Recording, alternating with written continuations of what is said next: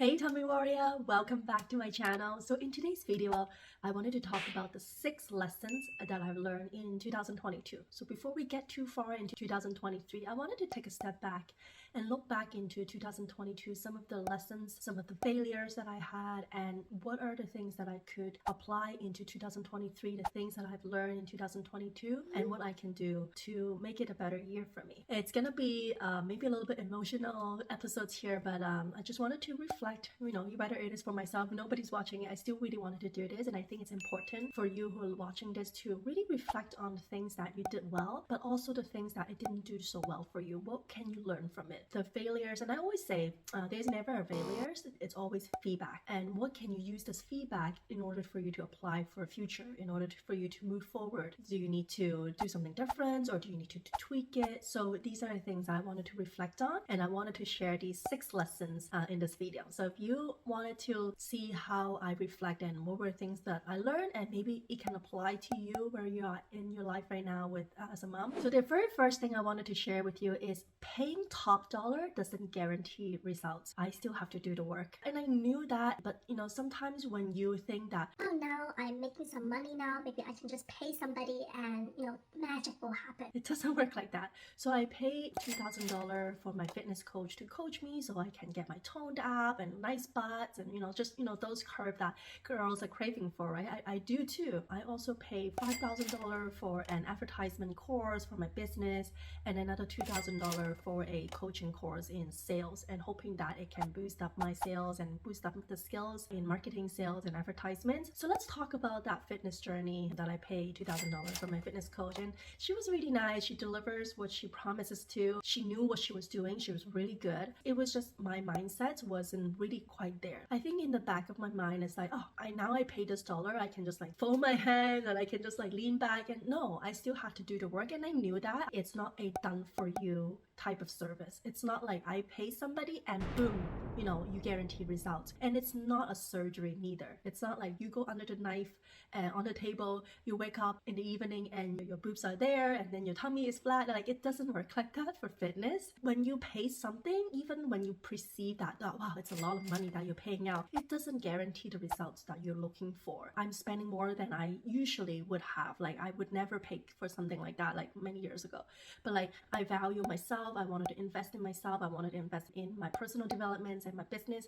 I knew that it was worth it. But at the same time, you don't just pay for something and expect that results will come and guarantee. You still have to do the work on a daily basis in order to move the needles forward. So if you're somebody who thinks that you pay something and then you think that, oh, you know what, it must be so good because it's top dollar, unfortunately, you have to do the work. You need to work on your mindset, and you need to work on personal developing yourself. I'm a human too. Sometimes there are some things that I'm just like, I want that easy route, right? I want that easy path. Now I look back into my fitness journey. What can I have done better? And what can I do differently? And maybe is it at some point I lost engagement with the goals that I set? And I wanted to share that with you in the later part in the lesson that I learned in 2022. So this leads me into the second lessons that I've learned in 2022. If it's not truly what you really want, life will always get in the way. Create habits instead. So this lesson ties into the very first lesson that I just shared with you. So in my fitness journey, I wanted 6-pack abs. Well, not so much 6-packs, but I definitely wanted toned abs. As you know, I have my Diastasis Recti, the loose skin is there. I always wanted to find out and know whether I can really get that toned abs everybody that I see on internet. And another one of my fitness goal last year was to be able to do a unassisted pull-up. And I was wondering, and then I was comparing to myself, why did I stop? So neither of those goals were achieved. I couldn't do a pull-up right now, and I still don't have that abs that I was looking for. I worked toward it. I was taking actions, but I stopped 6 weeks or 2 months later. I stopped.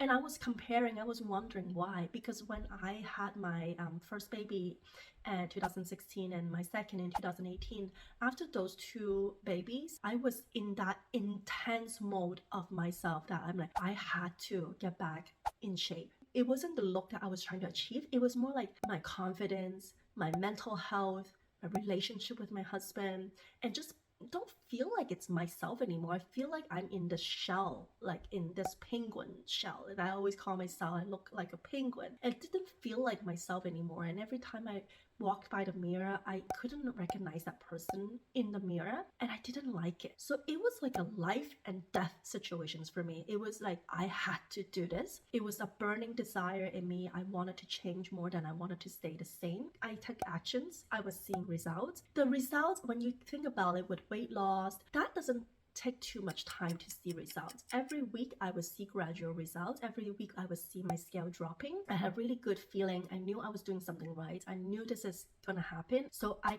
kept on going. Plus that burning desire that I have faith that I can move the mountain. It keeps me to persevere. When the baby was not sleeping, when I was sick, I actually fell off the stairs. I didn't break my bones, luckily, but like I was really hurt for a long time, and I still kept on doing some light exercises throughout. But when it comes to this journey that I was looking at with getting a toned up and being able to do a pull-up, I was wondering, like, why do I want to do that? Is it truly a want? Or is it ego? Because you see somebody on social media has six-pack abs and she's a mom, and you know, you're comparing to herself, like if she can do it, why can't you? And then so like I was wondering, like, why do I really want it? I think there's both to it. Like I do truly want it. I wanted to personally develop, you know, I wanted to lead from the front and show my clients, somebody with that severe diastasis, can they actually get the abs that they're looking for, especially with somebody with no fitness background. That starting point, how much further can I bring myself? It was something that I truly really wanted to see. And at the same time, yes, like I'm looking at Emily Skye. She is my role model. Emily Skye is an Australian model, and she's a mom of two, and she had really bad diastasis. And then so throughout her journey, I think now her youngest is maybe 2 years old. She looks really good. Like she looks hot. She looks really good. I mean, aside from some wrinkly skin, which is so normal, and you know, it's beautiful. It's a badge of honor. I'm looking at her. But if she can do it, maybe I could do it too. And then so like I use her as my inspiration. But like 6 weeks into the program, 7 weeks into the program, life gets in the way. You know, a lot of things happen in my family this year. There's this little voice in my head like saying that you don't need to be like that. You don't need to. But at the same time, I really want it. At the same time, like, you don't need to. So it's like constantly pulling me, and I think that you can relate to this if you're on a fitness journey as well. And then what I realized finally is that wanting that six-pack or like the toned ab and being able to do a pull-up, this is just a really strong want. Comparing to after my first two baby, it was a life or death situation. But this time that feeling is not the same. Do I really need it? No, I feel really healthy. I'm able to maintain my weight. I'm comfortable. Why do I need to change? It is hard.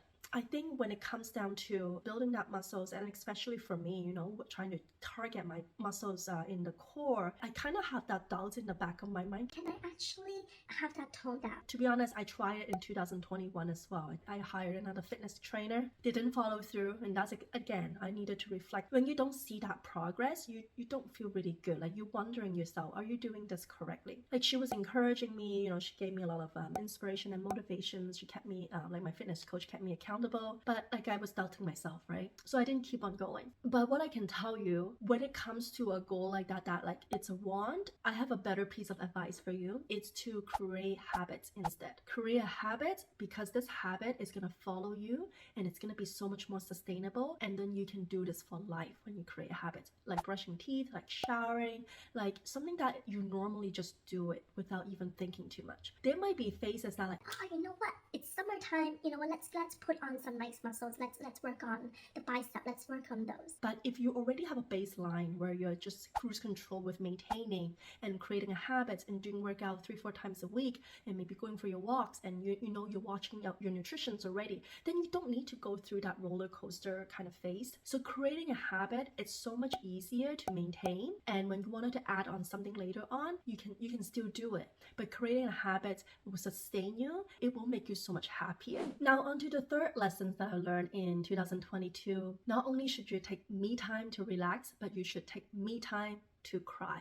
A lot has happened for me personally in my family, in the Choice family, with my in-laws, you know, with my kids. In the nutshell of it, 2 of my dogs actually passed away. They're 12 years old. They passed away in January and in June. And a lot of you noticed my Emily had a surgery. She was due for surgery for a long time, for several years now, and it was kept delaying because of various reasons, pandemic and all of that, and surgeon couldn't take up the workload. It was delayed. And then there's some issues with my husband and then my in-law as well. It is just really a roller coaster year for me in terms of personal health with the family. I wasn't too stressed out about it. I was trying to contain my emotion and try to put my focus back into work instead. But there was one day I was on the Zoom call with my mastermind fitness trainers. Beginning of the call, everybody shared their wins and everybody shared how awesome, how amazing they had in the previous week, because we share the weekly wins and they had an awesome week. And then when it comes to my turn to talk about my win, I really remember I was like bawling my eyes out in front of everyone. I'm so happy that all of you guys are like having these big wins, and I'm so happy for you guys. But at the same time, I could not contain my emotion. I could not contain my tears anymore because I felt like I was so lonely. Everybody was doing so well except for me. I didn't realize how sad I was until I was crying in front of everybody. And then the second trigger point was maybe a couple of weeks later. I was driving my son to school. It was late that morning. I remember I was like in the wheeze of like the 9 o'clock, and like there's just so many cars in front of me. Like they also trying to drop off their kids. And then what it ended up was like I was diagonal because I was trying to parallel park and I could not do a good job. I ended up like diagonal in this car and a lot of cars because all these parents are waiting to drop off their kids too. And it was so embarrassing because I had to come out, the kids put him in. When I came out, I saw my car is like on the diagonal angle. I'm like, what the hell? Like, why did I just park like that? Like, what was I thinking? You know, the principal was outside too watching me, and then that morning it was slippery. It was snowing the night before and my son fell down, and that was just amazing. So I was holding up the line, right? As soon as I got back into the car and drive away, like I was like that was like another like really breaking point moment for me, and I didn't realize that because I was trying to bury myself in work the whole time. What I'm trying to tell you is that I think that you hear people say, oh, take time to relax, take time as a me time. Maybe the me time is like massage or going to get the hair or salon or like even just fitness, but they don't take that time to really listen to their hearts and listen to themselves. How are you feeling? Are you okay? Are you actually happy? Are you sad? It's okay to cry. And I think I needed that encouragement for myself to really listen to my inner self and be like, Okay, Becky, you can cry, it's okay to cry. And that was the lesson that I learned.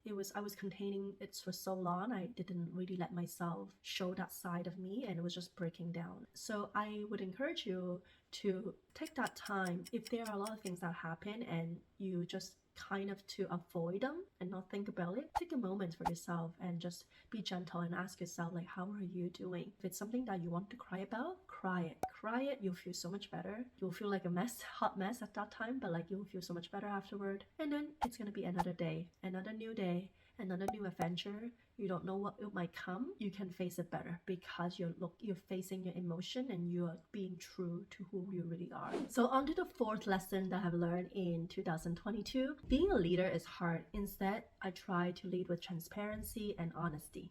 So now in my Tummy Warrior postnatal fitness company, I lead a staff of 6, but the thing is that I was never a people manager person. In the previous role, I was a financial advisor for many years at the big bank, so I never had to manage people. At the very most, I might mentor some of the younger, the more freshmen. So it was really hard for me to become that leader. All of a sudden, when I had this team meeting with them, like, wow, this really hits me. I have like these faces in front of me. Sometimes I'm like blank. I'm like, oh, what am I supposed to say? I was a little bit uncomfortable to set expectation, to tell them what they need to do, and then to give them feedback, and like, having a tough conversations with them. It was something that I never needed to do in my whole life until the last 2 years. And what I think for me is I used to work for myself, so I don't really trust other people to do my job because I always think I am the one that will do the best job. So it's hard for me to let go of that control and let other people to take a pie of my responsibility,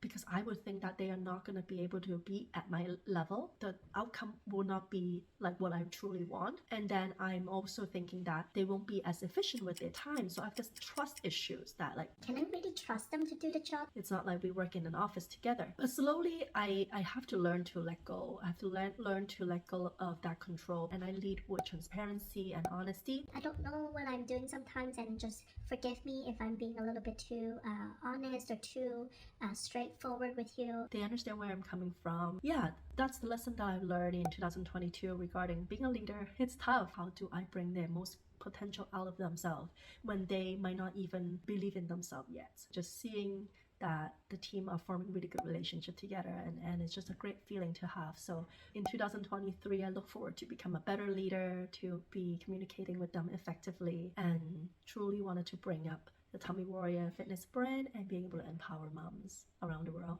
Now on to the fifth lesson that I have learned in 2022 is to stop doubting myself. My worth is not determined by the hours that I work. I am worthy because of who I am. Back in 2022, between mid-February till about May, I had this major crisis of money mindset issues. I was constantly doubting myself on the prices that I'm charging for my coaching program, and I'm constantly doubting whether it's too expensive. I'm always thinking about how other people perceive the values of the program. Who am I to charge this much? I think part of that is rooting into my childhood. You know, I came from a low middle class family in Hong Kong. I was raised and born in Hong Kong. It's not that like we don't have food on the table. We always do. My parents always make sure I have food and clothes, but that's about it, right? We don't have toys. It's not like we can take luxury vacations. It's not that we can just go anywhere, everywhere we want, because, you know, money is always that issues on the table. My mom and dad has to work really hard. So I have always have that mindset of like, Oh, you have to work really hard by the hours in order to make money. when I come to becoming an entrepreneur myself, when I'm looking at myself like, You know what? I don't work that many hours. and it was just really difficult for me to break through that ceiling for myself, because I do know that I am worth it. And not just because I say I am, but because of the experience that I had over the last 6 years, and because of all the education that I pour myself into to study about the postnatal fitness, to study about diastasis recti, to study women's health. I pour a lot of time and effort into studying them, and not only just studying them, but I apply it to myself, my client, and I keep on refining and improving my process for diastasis. So I know that the value is there. Just like you go to the optometrist to check your eyes, blah blah blah, they do that work for what, 15-20 minutes, and then you're billed for $200. So it's not that how much hours that you pour into that's determine your worth. It's your value, what you bring to the table, your knowledge, your experience. That's really the values of you. So I needed to stop devaluing myself. I needed to stop thinking so small. I needed to stop thinking like I'm nobody, because I have a lot of experience now. And not only that, is also I have a capacity too. It's not that I can just take 100 people today and everybody get results. It doesn't work like that. I am still only myself. So like I needed to protect my time in order to help the people who really wanted help the most. Tying back to my number one lesson. So like, you know, you pay top dollar or you pay a lot of money thinking that you guarantee results. For these people, not only do they have skins in the game, yet they're paying money, but I know that these people also are very determined to do the things when they are having skin in the games. So that I am invested in them, they are also invested in me, and that is a mutual relationship there. I feel like I wanted to please people.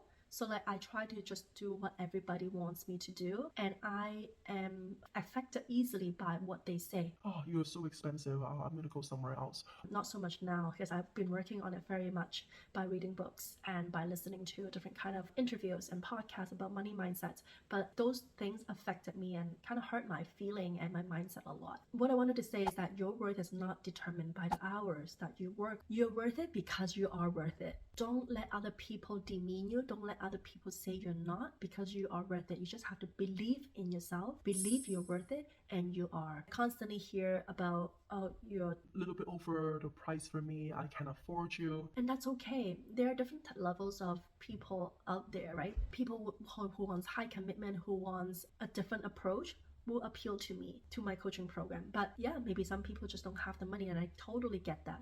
So then I have all these free contents on my Instagram and my YouTube now, and I also have like a 15 days jumpstart challenge, which is only $5 a day.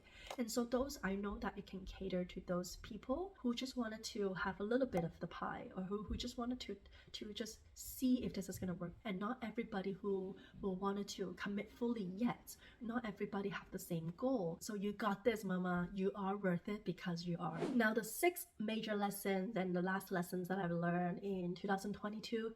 kind of go back to point number one, where paying top dollar doesn't guarantee results, but I wanted to say that chipping out doesn't save me money and gives me a headache. So you paying top dollar, you think that it will guarantee results, but even if you just pay small dollar, it doesn't guarantee results neither, and it gives you so much headache. And I can tell you firsthand from my accountant, because I was using him for a really long time, but once I have my business and business is growing, I have to do so much more work behind the scene in order to bring the book up to date, in order to have a better reconciliations and categorizing all these expenses and income and invoices. And I really wish that I switched accountant at that time and have somebody actually know what they're doing to properly take care of my book. So right now I'm just having this huge headache to like record keeping for the last 12 months. It's annoying. I use QuickBook. It's still like, even though it pulls the transactions over there, but I still have to categorize. I do still have to make sure the number is correct. And at the end of the day, if you are paying cheap dollar,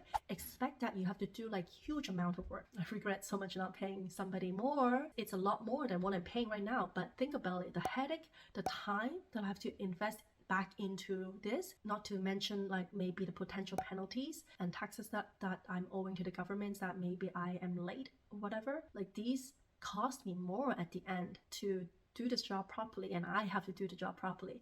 So make sure you are really doing your research and doing your due diligence and thinking about how much you value your time. If I spend a whole month trying to figure this out, I can still do a decent job. Maybe I'll just so burn out. I think it's up to you to determine. Spending a little money, cheaping out on yourself, it might look really good up front. Wow, I'm just paying $10 compared to $1,000, for example. Just think about the amount of work that you have to put into it. Thank you so much for watching this episodes with me. If you're watching all the way till the end, I'm so humble and thankful that you're here. If you like these kind of things that I share in terms of motherhood, mindset, fitness, diastasis recti, postnatal, then please subscribe to the channel. I would love to serve you with more of my free content. Let's grow together. Let's learn to be mother together. Let's grow to the next level together. And thank you so much. I'll talk to you later. Bye bye.